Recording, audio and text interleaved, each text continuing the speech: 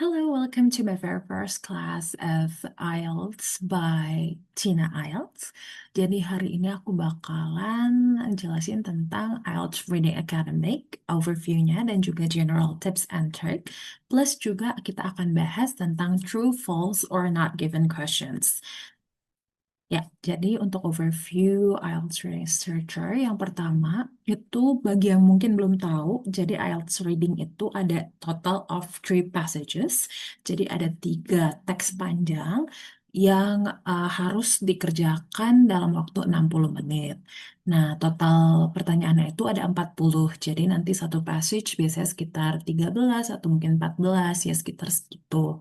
Dan ada banyak variasi pertanyaan di Reading IELTS, khususnya yang reading akademik ya, karena di sini aku bakalan bahas lebih banyak tentang IELTS academic. Contohnya misalnya ada multiple choice, ada true, false, not given yang bakalan aku jelasin nanti setelah ini. Ada juga yes, no, or not given. Ada juga matching headings, matching informations, matching features, sentence completion, summary, note, table, flowchart, completion. Pokoknya banyak. Dan aku bakalan juga jelasin sekilas tentang academic versus general training. Nah, ini dia sekilas perbedaannya. Kalau IELTS Academic itu intinya dia terdiri dari 3 passage, 3 bacaan yang sifatnya panjang dan juga akademik, misalnya kayak jurnal, textbook, reports, researches, dan dia aku bilang lebih sulit daripada general karena dia ada banyak academic vocabularies, terus complex sentences, terus juga idenya itu lebih abstrak gitu dan skill yang akan diuji dalam IELTS reading itu uh, lebih ke identify main ideas, opinions, dan juga details yang ada dalam teks. Sementara untuk IELTS General Training Reading itu biasanya lebih singkat ya. Jadi ada 2 short text dan satu yang long text. Biasanya bentuknya itu daily text aja kayak brochure, ads, atau iklan ya, manuals or procedure, terus instruksi dan dia itu lebih simpel, jadi vocabulary-nya itu lebih general dan juga lebih situasional. Jadi skill yang diuji kalau di IELTS General Training ini lebih ke reading to find more specific information dan juga untuk memahami atau comprehend general text. Oke, untuk general tips and tricks IELTS reading, yang pertama itu do not read all the passage at the very first time. Trust me, because I've been through this and it really stressing me out karena yang pertama baca teks yang panjang banget itu capek ya. Dan kalau misalnya dilakukan pada awal, jadi di awal jebret masuk reading baca itu passage berparagraf-paragraf itu yang pertama bakalan capek dan yang kedua bakalan buang waktu. Belum lagi kan lihat pertanyaannya, belum lagi jawab. Jadi saran aku jangan baca semua. Nah, kalau nggak baca semua gimana? Ini dia tekniknya, skimming and scanning. Mungkin juga udah banyak yang dengar dan mungkin banyak yang udah tahu, tapi bingung cara mengaplikasikannya gitu. Nah, kalau skimming itu intinya adalah kita cari main idea tiap paragraf. Biasanya paragraf itu main idenya kan di awal atau di akhir. Dan kalau scanning itu kita ya baca sekilas nge-scan aja nggak usah kayak paham maksudnya apa, tapi kita sekilas lihat keywords-keywords penting yang dibahas dari tiap paragraf. Jadi nanti kalau misalnya kita udah berlanjut ke soal, itu apa ya nggak bingung lagi nyari nyari pertanyaan atau topik tentang ini tuh dibahasnya di paragraf berapa gitu. Terus yang ketiga adalah tadi identify keywords ya untuk memudahkan. Dan yang keempat yang paling penting adalah understand the context, not just searching for the same keywords. Karena biasanya orang itu suka kejebak ya. Mentang-mentang sama nih tulisannya, mentang-mentang di soal sama di passage ada, buru-buru jawab benar misalnya. Padahal belum tentu. Jadi penting sekali untuk memahami konteksnya. Nah, konteksnya itu cara pahamnya gimana? Ya, baca satu kalimat full gitu. Kalau misalnya masih belum dapat konteksnya, bacalah kalimat sebelum atau sesudahnya. Nah, kalau bisa lebih bagus lagi ya baca satu paragraf gitu ya supaya um, bisa paham gitu. Tapi biasanya sih satu kalimat sebelum dan sesudah itu sebenarnya kalau aku pribadi udah cukup menggambarkan konteks ya supaya kita nggak buang-buang waktu juga gitu. Oke, number five yang paling penting juga. If you have no idea, move on to the next questions. I mean, if you have time, then go back, ya. Karena ini tuh jauh lebih efektif gitu daripada kamu stuck di satu soal dan ya udah kayak kehilangan waktu untuk pertanyaan-pertanyaan yang belum kamu jawab padahal bisa aja pertanyaannya itu lebih gampang gitu kan sayang aja gitu. Oke, ini tadi udah aku bahas ya untuk skimming and scanning. Daripada banyakkan teori, ini aku langsung kasih contoh. Ini ada passage, judulnya The Rise of Electric Vehicles. Okay, I'm not gonna read the whole passage. I'm just gonna go straight to the question. So the first one is the skimming question. So, what is the main idea of the passage? Oke, karena ini kita bahasnya ada teknik reading gitu ya. So to for the main idea of the passage, first of all, kita lihat kalimat pertama dan juga kalimat terakhirnya. In recent years, the popularity of electric vehicles has grown rapidly due to increasing environmental concerns and advancements in battery technology. Okay, so that's the first sentence. And then the last one, although EVs still face challenges like limited driving range and long charging times, continuous innovation is expected to make them more affordable and efficient in the near future. Oke, jadi untuk the skimming question yang what is the main idea of the passage dari kalimat yang tadi, kita bisa conclude bahwa jawabannya adalah ya, yang B.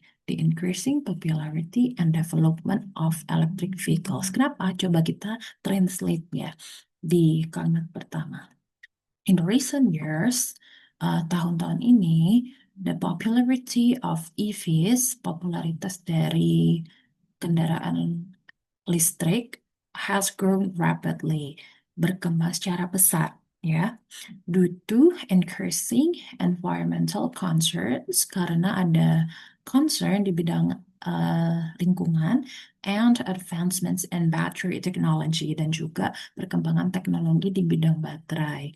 Nah, sebenarnya itu dari kalimat awal aja ini udah kejawab gitu ya. Kalau misalnya tuh main idenya itu adalah B, ya kan? Sekarang yang scanning questions. Jadi pertanyaannya adalah, according to the passage, what are the governments doing to promote the use of electric vehicles? Oke, nah dari pertanyaan ini kita bisa identify dulu nih pertama keywordsnya apa nih di sini. Ini ada governments, oke. Habis itu doing to promote, ya, promote the use of electric vehicles. Jadi kita cari nih di passage-nya ada nggak tentang governments nih, ada ya governments di kalimat kedua. Terus promote ya, promote itu memang nggak ada secara eksplisit tertulis di sini ya, cuman kita bisa pahami lewat parafrase. Jadi kita baca aja karena tadi ada governments itu di kalimat kedua, kita baca kalimat keduanya. Governments around the world are offering incentives such as tax reductions and charging infrastructure to encourage citizens to switch from gasoline-powered cars to electric alternatives. Ya, jadi apa yang pemerintah lakukan kalau kita translate ya, governments around the world are offering incentives. Jadi mereka menawarkan insentif ya seperti tax reductions, pengurangan pajak, dan charging infrastructure to encourage citizens to switch ya, dan juga infrastruktur charging ya, yang kayak baterai-baterai gitu, untuk encourage orang-orang beralih from gasoline powered cars, dari mobil yang pakai gas ya, ke electric alternative, ke alternatif elektrik gitu. Nah, dari situ kan kita udah bisa baca ya, eh kalau jawaban dari pertanyaan scanning questions ini adalah yang B, providing incentives and building charging stations gitu. Oke, so sekarang tentang true, false, not given, kita deep dive ya. Jadi definisinya pertama, true itu adalah kalimat di soal sesuai dengan teks bacaan. Pegang ini baik-baik ya, pegang definisi true, false, not given itu dengan hatam gitu. Jadi supaya saat kita menemukan soal yang mungkin agak-agak ambigu gitu ya, kita pokoknya balik lagi ke definisi dari true, false, not given itu sendiri. Kalau true itu kalimat di soal sesuai dengan teks bacaan, ya. Kalau false itu kalimat di soal bertentangan dengan teks bacaan. Perhatikan di kata bertentangan. Bertentangan itu kan contradicts ya. Berarti apa yang dikatakan di soal itu harus ada pertentangannya di passage. Harus ada istilahnya antonimnya. Jadi misalnya nih, uh, example di soal dibilang saya the weather is nice gitu. Tapi ternyata di passage mengatakan kalau the weather is bad, ya kan? Bad sama nice itu kan bertentangan. Jadi harus ada yang bertentangan gitu. Nah, kalau not given, kalimat di soal tidak dibahas dalam teks bacaan. Jadi mungkin ada beberapa keywords yang dipakai dalam soalnya, tapi belum tentu apa yang dibahas ya, topik yang ada di soal itu dibahas di bacaannya, di passage-nya. Jadi jangan mentang-mentang ada keywords-nya sama ya kayak yang di soal itu jawabannya true atau false gitu. Bukan. Kita lihat dulu, paham dulu konteksnya. Kalimatnya maksudnya apa, lalu di soal maksudnya apa gitu. Kalau tidak ada hal yang contradicts atau ternyata kalimatnya itu juga benar, ya berarti itu bisa aja not given gitu ya. Berarti kan dia bukan true, bukan false. Nah, kita deep dive lagi nih ke contoh soal ya. Oke, example one, morning exercise and productivity. Oke, aku nggak baca passage-nya dulu karena kepanjangan. Kita langsung ke question aja. People who exercise in the morning are often more productive throughout the day. Oke, dari kalimat pertanyaan ini kita identify keywords-nya. Oke, yang pertama, people who exercise in the morning. Oke, yang kedua ada often more productive throughout the day. Oke, kita scanning nih dari si bacaannya. Oh, ternyata dia nih yang people who exercise in the morning itu ada di kalimat pertama. Oke, kita baca kalimat pertama. Many studies have shown that people who exercise in the morning tend to be more productive during the day. Ya, oke. Kita lihat di sini. Tend to be itu artinya apa? Tend to be itu kan cenderung. Orang-orang cenderung. Kalau cenderung itu dia kan sama dengan often artinya dalam konteks ini ya. Often itu kan sering ya. Orang-orang cenderung, orang-orang sering gitu. Jadi example pertama ini jawabannya adalah true. Oke? Lanjut ke example 2, the benefits of reading printed books. Aku langsung lihat questionsnya. Printed books are cheaper to produce than e-books. Oke, kita identify, sorry, kita identify um, kata kuncinya. Itu ada printed books dan cheaper sama e-books. Oke, kita scanning. Kita scanning dari paragrafnya. Oke, Ya, ternyata printed books, produced dan e-books itu ada di kalimat terakhir. Langsung aja kita baca kalimat terakhirnya. However, printed books are generally more expensive to produce than e-books. Nah, ini udah jelas banget ya. Kalau ini jawabannya tuh salah, false. Ya karena di soal mengatakan kalau printed books itu cheaper, lebih murah dari e-books. Padahal di soal itu pernyataannya adalah printed books are generally more expensive, lebih mahal. Ya kan? Berarti cheaper sama more expensive itu kan pertentangan, something that contradicts. So, jawaban untuk example nomor 2 adalah false. Oke, next. Example nomor 3. The impact of music on study. Langsung ke question. Students who listen to music always get higher exam scores than those who don't. Okay, identify the keywords. The students listen to music always higher exam scores. Okay, try to find the keywords in the passage.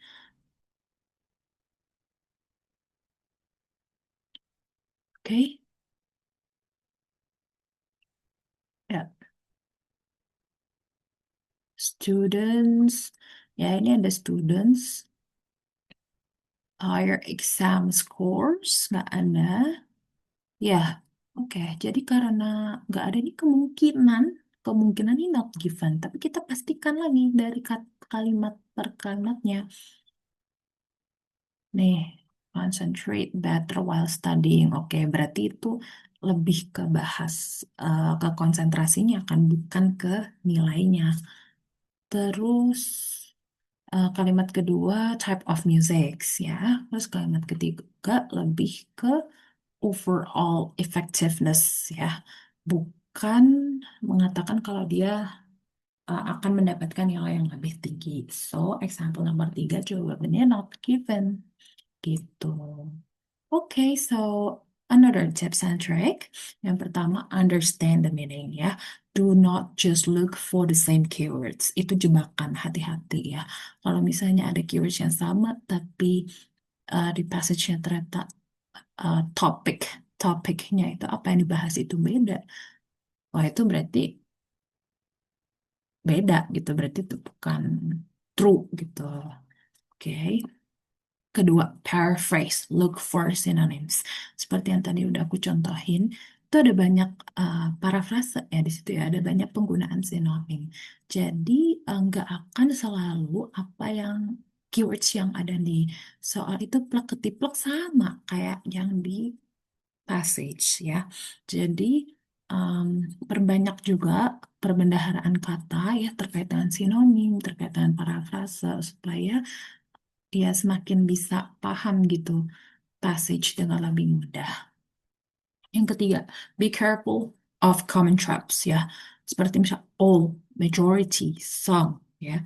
All itu nggak sama sama majority ya kan. Kalau kita translate ke bahasa Indonesia, all itu semua. Tapi kalau majority itu mayoritas, mayoritas kan belum tentu semua, bukan belum tentu, malah mayoritas itu bukan semua.